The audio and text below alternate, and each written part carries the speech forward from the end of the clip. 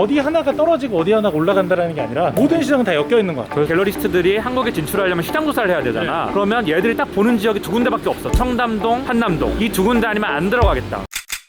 조정씨, 우리 지금 신사역 걸어가고 있잖아. 네네. 이거는 그냥 본격 부동산 컨텐츠라기보다는 워킹 토킹. 네, 요즘 워킹 부동산 시장 어때요, 요즘에? 요새 근데 시장이 되게 웃긴 게 다들 비슷할 거예요. 막 이게 왜 팔리지? 왜 이런 게 되지라고 하는데 그런 얘기 우리 몇 개월 전부터 하고 있었잖아. 근데 계속 그래요. 아직까지 계속 계속 유지되고 그래, 있어요. 아직? 저도 납득이 안 가요. 저희가 최근에 담당 팀장이랑 같이 컨텐츠를 하나 찍었는데 뭔가 솔루션을 주는 컨텐츠를 하나 만들어보자 라고 생각을 해가지고 컨텐츠를 찍다가 솔루션을 주기가 어려운 게 어떻게 이런 게 팔리지라는 것들이 너무 팔려가지고 황당한 거예요. 그래서 지금 금리 인상 한다는 얘기가 되게 많고 금리 인상이 꽤 많이 됐어요. 지금 뭐 기준금리는 0.75라고 하는데 아. 은행에서 대출해주는 대출금리 자체가 굉장히 많이 올라가서 거의 1% 가까이 올랐어요. 근데 또 이게 내년 되면 또 금리가 어떻게 바뀔지 모른다라고 하더라고요. 기준금리는 그대로인데 대출금리만 올라간 거니까 지금 상태는 대출받기 되게 어려운 시즌이고 내년으로 넘어가면 또 다시 여신이 늘어나니까 그런 건물을 지금 계약한 분들이 내년으로 잔금을 미루는 분들도 많겠네요. 거의 다 내년이 많아요. 지금 잔금하는 분이 이미 다 승인 받아놓은 분들이 많고 그렇죠. 웬만하면은 다 내년으로 넘어가는 경우가 많죠. 그러면 지금 대출금리가 지금 실질적으로 올라가는데 1%면 굉장한 타격이거든요. 굉장히 많이 그러면 건물이 거래되는 빈도수에 영향을 좀 주나요, 이게? 저희가 월별로 따지잖아요. 9월 달에 별 차이 없었어요. 실질적으로 거래되는 양 자체가 제가 이제 소속해 있는 회사에 한정돼 있긴 하지만 확실히 좀 차이가 좀 덜한 것 같고 알파카가 잘하는 게 아니라 전체 시장이 그런 거다? 현재 시장이 저는 조금 그런 것 같다는 생각이 들어요. 아직까지. 왜냐하면 결국 돈 쓸 데가 없으니까 뭔가 쓰긴 써야 되고 저 같은 경우도 그랬잖아요. 많은 돈은 아니지만 통장에 넣어봤자 뭐하지? 의미가 없네? 그래서 제가 주식 이거 하나 살라고 이렇게 했었잖아요. 주식. 지금 그 주식 중에 하나가 좀 많이 떨어졌죠. 한 10%까지 올랐다가 일주일 만에 폭 떨어졌는데 주식 안 하려고요. 요즘에 그리고 주식장이 오늘 10월 5일인데 폭락했잖아. 그렇죠. 지금 우리가 만나고 온 어떤 분도 오늘 하루만 마이너스 20억이라고 그분은 워낙 크게 하시니까 그렇죠. 어쨌든 그런데 사실 얘기 들어보니까 요즘에 건물 시장이 아직도 되게 핫하다. 저는 사실 그냥 이런 생각 들어요. 지금 진짜 살 게 없나 보다. 최근에 이게 팔린 거거든요. 황정욱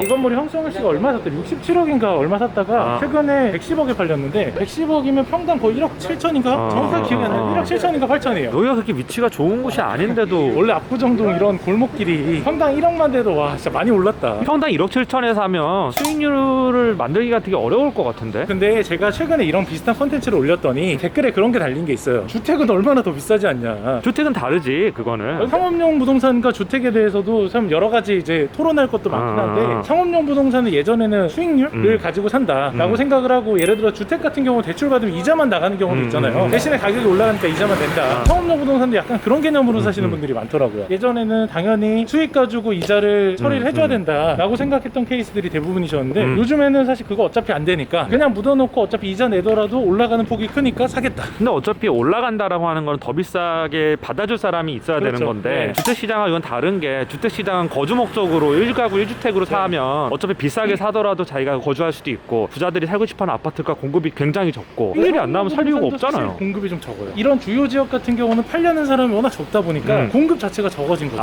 그럼 매도자 우위 시장이네요 지금. 완전 우위 시장이죠. 저도 이게 매도자 우위 시장이 되면 안 되는 상황이라고 생각해요. 지금은 이제는 사실 매도자들도 어느 정도 정리를 해야 하고 좀 밸런스가 맞아져 가야 되는 시장이고 정부에서도 뭐 금리가 올라가고 앞으로 방향성을 볼 때는 이거는 무조건 밸런스가 맞아야 돼야 되는 시장인데 이해가 안 가는 거죠. 사실 이제 금리가 올라가면서 바로 타격을 받는 게 아니고 자산시장 전체에 조정의 기미가 보이거나 뭔가 이제 주식부터 시작해서 뭔가 기미가 보이면 사실 이게 부동산 같은 경우는 그렇잖아요. 오르는 것도 좀 후행적으로 오르고 떨어지는 것도 후행적으로 떨어지는데 상업용 부동산이 주택보다 좀 더 민감할 거고 가격 탄력성이 더 높을 거고 탄력성이 주택보다는 좀 덜해요. 주택이 먼저 움직이고 상업용 부동산이 약간 후행되는 느낌. 보통은 그래요? 왜 그런 거죠? 왜냐하면 주택이 더 쉬우니까 사람들이 접근하기에 투자하는 사람 입장에서는 주택이 우리나라에서는 더 편안하고 많이 했던 거고 이러다 보니까 주택이 오히려 더 탄력성도 훨씬 빠르게 올라가고 나는 반대로 생각했는데 주택은 거주하는 곳이라서 떨어지더라도 사람들이 안 팔아서 상업용 이제 부동산도 안 팔아요. 임대 수익이 안 나와도 못 버티잖아 그러면 사람이 아직 아니면. 상황에선 버티더라고. 지금 지금 분위기는 상황에서는 주택이랑 똑같아요. 주택도 지금 수준에서는 사람들이 버틸 수 있는 상황이잖아. 버틸 수 없는 한계선을 넘어서면 그때부터 터지는 건데 아직도 상업용 부동산에서도 지금 상황에선 버티는 거고. 근데 주택이 그게 있거든. 이제 양도세가 너무 높아서 못 파는 것도 있고 세금을 올린다라고 했는데 버틴다라는 게 어쨌든 1가구 1주택 이런 사람들은 버틸만 하고 또 하나는 이걸 팔고 갈 데가 없어. 거주라는 건 되게 중요하잖아요. 그렇죠. 내가 뭐 잠실 살았는데 네. 갑자기 이걸 팔고 뭐 경기도 구리로 갈 수는 없잖아. 네. 거주라는 게 굉장히 중요하기 때문에 이걸 팔고 갈 데가 있어야 되는데 갈 수가 없는 거야. 주택 같은 경우는 그래서 탄력성이 되게 떨어지거든. 저는 제가 이제 직접적으로 많이 느꼈을 때는 확실히 상업용 부동산의 탄력성이 더 떨어지는 게 수요자 자체나 투자하는 사람들 자체가 주택에 비해서는 훨씬 사람이 적어요. 그리고 시장이 투자하는 적다. 사람들이 대부분 그런 거에 대해서 잘 알고 있고 시장 상황이나 금리 상황에 따라가지고 잘 움직이고 사고 파는 사람들도 다 그 사람이 그 사람이에요. 참여자 수가 적은 대신 그만큼 투자하는 사람들 자체가 어느 정도 이 시장에 대한 이해도가 높은 거죠. 최근에는 근데 신규 투자하는 분들 되게 많죠. 많아지긴 했는데 그만큼 정보도 많아지고 이 시장에 대한 공부를 할 수 있는 거리들이 많아졌어요. 요즘에는 정보가 너무 많아서 인터넷 조금만 쳐봐도 다 나오니까 그러다 더 보니까 많은 신규 유입자들이 생겼겠네요. 그렇죠. 예전에는 네. 건물 정보가 너무 블라인드 처리돼 있으니까 눈탱이를 너무 많이 쳤잖아. 네. 미술이 그렇거든 지금. 네. 미술이 정보가 완전 블라인드 된 네. 시장이거든. 실거래가라는 게 없어. 그리고 경매 기록도 조작이 얼마든지 가능하고 자기들끼리 시세 조작하고 올려서 팔고 막 뒤로 팔고 이런 게 되게 많은데 부동산이나 주식은 그걸 하다 걸리면 감옥 가거든요. 근데 미술은 규제가 없어요. 네. 어쨌든 뭐 지금 미술 시장이 좀 그런 상황이고. 건물에 사는 분들 자체들이 다들 어느 정도 건물에 대한 이해도가 있으니까 굳이 안 파는더라고요 요즘에는. 그래서 확실히 아직까지도 매도자 우위 시장인데 어느 정도 임계점이 있을 것 같아요. 근데 그 임계점의 한도가 어디까지 갈까라는 생각이 되게 드는 게 도무지 예상이 안 가요. 미국 주식 대폭락을 예상했던 빅쇼트 네. 주인공 있잖아. 네. 마이클 버리. 그 사람이 2007년에 폭락을 할 수밖에 없다. 또는 네. 2008년에 폭락을 할 수밖에 없다. 뭐 이런 식으로 예상을 했단 말이야. 네. 근데 1년 후에 폭락을 했어. 네. 사실은 자산시장이라는 게 우리가 계산하고 여러 가지 정황들을 봤을 때 이때 분명히 폭락을 하거나 네. 아니 조정을 받아야 되는데 사람들이 심리가 또 그렇지 않으니까 더 가긴 하더라고. 그러다가 어느 꼭지점을 지나면 쭉 내려가더라고. 그러니까 결국에는 저는 전체 어디 하나가 떨어지고 어디 하나가 올라간다라는 게 아니라 모든 시장은 다 엮여 있는 것 같아요. 그렇지. 주식시장, 미술시장, 그렇지. 주택시장, 사업용 부동산 시장이 다 엮여 있기 때문에 떨어지면 한 번에 다 떨어질 것 같거든요. 거기서 먼저 뭐가 떨어지는지 그리고 언제 내가 타이밍이 빠져나오는지 이런 게 되게 중요하지 않을까라는 생각이 들어요. 부동산이 기본적으로 떨어지면 사람들이 심리적으로도 위축이 되고 그리고 거기에 얽혀있는 여러 가지들이 다 떨어지기 때문에 주식하고 코인, 미술도 무사하진 못할 것 같아. 아 그렇죠. 지금 보면 가로수길인데 최근에 가로수길 뭐 공실 관련된 걸로 유튜브 찍는 사람들도 좀 봤는데 저 입구부터 여기까지 공실이 몇 개냐는데 거의 50개가 되더라고요. 왜 이렇게 공실이 많아? 가로수길이 전체적으로 임대료가 너무 비싸고 우리 그 얘기는 우리 가로수길 처음 찍을 때 1년 전에도 그 얘기를 했었잖아. 똑같아요. 지금도 건물주들 1년 비워놔도 그냥 신경 안 써요. 특히 근데 뭐 계속 이렇게 상가가 공실이 많아지면 이 거리 자체가 좀 안 좋아지지 않아요? 그래서 가로수길에 대한 투자에 대해서 사람들이 물어봤던 케이스가 있어요. 개인적인 생각은 가로수길보다 차라리 도산대로나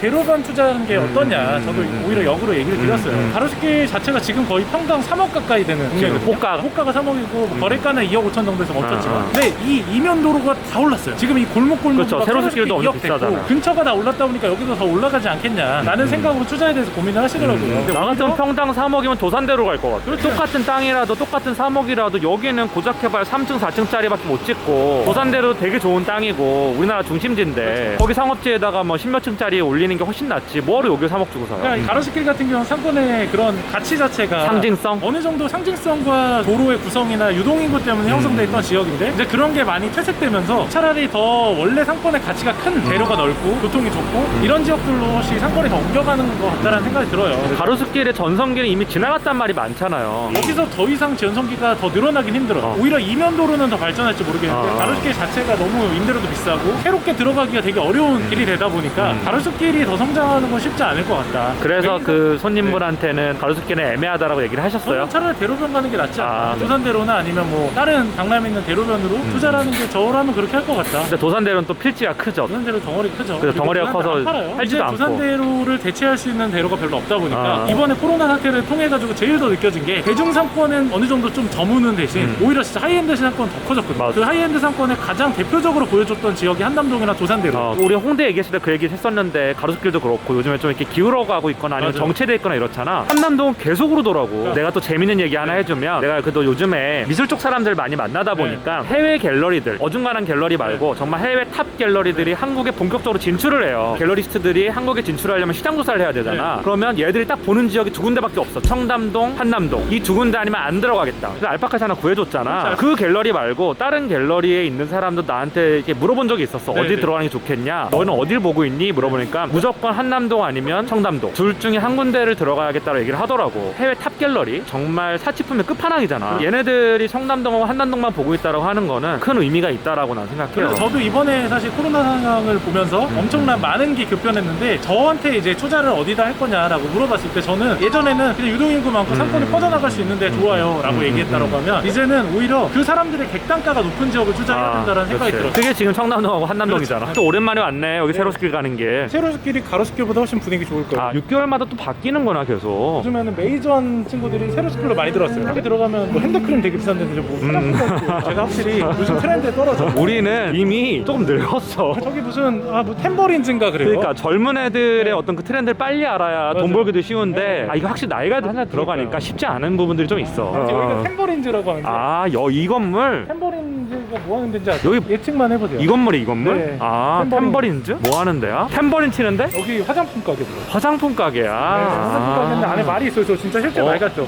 그렇네.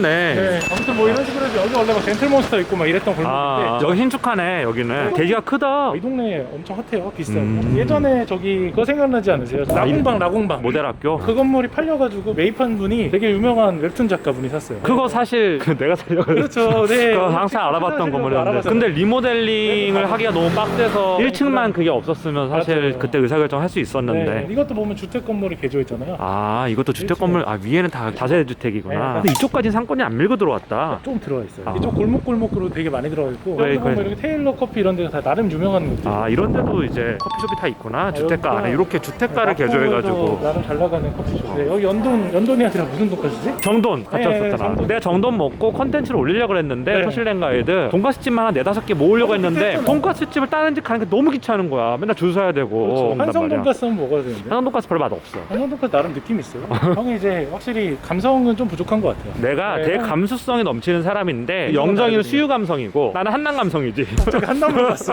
한남 산지 얼마나 됐고. 여기 이제 강남시장 상권 메인 길인데 이쪽 라인 내려가면 이제 신사원 먹자 골목이잖아요. 신사원 먹자 골목이 최근에 2억에 팔렸어요, 평당. 그런데 잘 생각해보면 여기 2억이랑 신사역 저 뒤에 가도 1억 5천 2억 한다고 그러니까. 했잖아요. 오히려 메인이 좋은 거죠. 그러니까 이걸 잘 보고 사야 되는 것 같아요. 결국에 내가 상권이 계속 따라가서 끝까지 올라간다라고 해서 구석으로 갈 거냐, 차라리 그 상권보다 조금 더 비싸더라도 메인에 붙은 걸 살 거냐. 메인을 붙은 거 사야지. 그렇죠. 왜냐하면 따라가다가 정말 꼬리 자르기 당하면 엑시트도 안 되고 네. 얼마나 슬프겠어. 그거. 맞아요. 우리가 그래서- 그때 모델 학교가 평당 1억 3,600에 나왔었잖아. 맞아요. 등치하면 1억 4천 정도. 그렇죠. 그 모델 학교로 되게 좋은 위치였는데 또 시간이 지나면서 또 많이 올랐다. 모델 되게. 학교가 그 앞에 있는 게 올 초에 1억 6천 얼마에 팔렸고 아. 지금 거의 그런 2억 정도? 근데 사실은 신사동의 그 당시에 나는 이제 리모델링이나 네. 신축이나 이런 것만 봐가지고 이게 힘들다 싶어서 이제 안 했는데 땅만 봤을 때는 그 가격에 샀어야 됐어. 이게 어렵잖아. 이게 우리가 어려워. 돈이 너무 맞아. 많아서 맞아. 대충 사놓고 버티고 있으면 가격 올라가겠지를 생각하는 그치. 게 아니라 우리가 솔루션을 다 정해놓고 가잖아. 아, 이거 그러니까. 어떻게 해야 된다, 저건 저렇게 해야 된다라는 우리만의 계획을 다 짜고 나서 들어가야 되는 근데 거니까. 그렇게 해야 실패를 안 해. 그리고 투자는 난 그렇게 생각해요. 리스크 관리를 하는 거야. 네, 리스크 네. 관리를 안 하면 안 돼. 네. 오늘 우리가 또 걸으면서 네. 컨텐츠 찍으려고 만난 건 아닌데 네. 잠깐 같이 걸어가면서 찍은 맞아요. 건데 이렇게 해도 우리가 컨텐츠가 나오는구나. 떠들기 좋아해서 그래. 진짜 이렇게 프리스타일로 대본도 없이 아무런 준비도 안 하고 할 수 있는 게 쉽지 않아. 되게 중요한 능력이라고 생각해. 이 프리스타일, 맞아요. 프리토킹. 내가 최근에 찍은 컨텐츠 중에 프리토킹하고 모드라 얘기했잖아. 이게 진짜 되게 중요한 능력이더라고. 내가 돌이켜 생각해보니까. 근데 그- 네, 오늘 또 이렇게 걸으면서 한 편 찍어봤습니다. 그냥 막 얘기한 것 같긴 네, 한데 막 쫑 얘기한 PD가 잘 편집해주리라 믿고 자 오늘 마무리합시다. 고생 많으셨고 네, 고생 많으셨습니다. 네.